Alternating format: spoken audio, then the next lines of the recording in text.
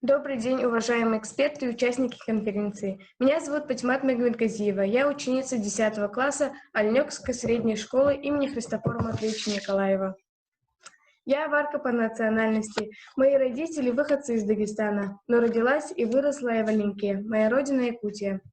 Мы не ощущаем себя одинокими птицами, потому что мы чтим традиции аварской культуры, и мы сроднились с культурой якутского народа. В нашем селе много межнациональных семей. Нам стало интересно, если аварская девушка решит выйти замуж за молодого человека якутской национальности, какие свадебные обряды будут придерживаться на их свадьбе? Мы решили посвятить свою работу изучению этого вопроса, поиску интересного материала и сравнительному анализу свадебных традиций аварской и якутской культурах. Свадебные обряды являются частью духовной культуры народа, в которых находили свое выражение этические и эстетические нормы народного быта. Свадьба является большим праздником в любой семье и представляет собой совокупность обрядовых действий.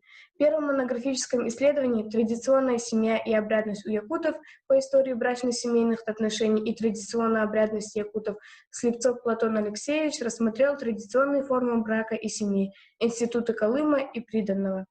У якутов были представления, характеризующие главные трехфазные процессы человека – рождение, брак, смерть. Мы рассматриваем вторую фазу. Свадьба в якутской культуре начинается в доме невесты, в котором проводится весь ритуал бракосочетания, свадебные пиршества и угощения, первая брачная ночь, проводы невесты к жениху. Традиционная якутская свадьба состоялась из 4 этапов.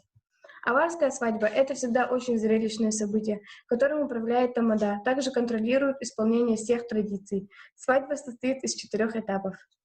Формы заключения брака у аварцев имели несколько видов. Наиболее распространенный из них у всех был брак по сговору. Брак по сговору распадался на 2 вида – сговор малолетних и сговор совершеннолетних. Ни молодые люди, ни тем более девушки не были свободны в своем брачном выборе.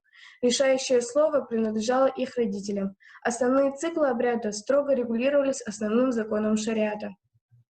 К своему удивлению, мы обнаружили, что, несмотря на территориальную удаленность якутов и аварцев и отсутствие прямых этических связей, существует параллель свадебной традиции, и основные моменты свадебного церемониала якутской и аварской культурах имеют много схожих моментов.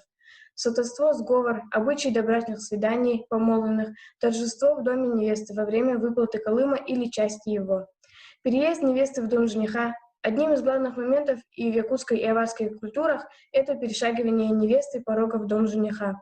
Вполне можно допустить, что сходство важных деталей традиционного свадебного обряда были обусловлены этнокультурными особенностями развития. Спасибо за внимание.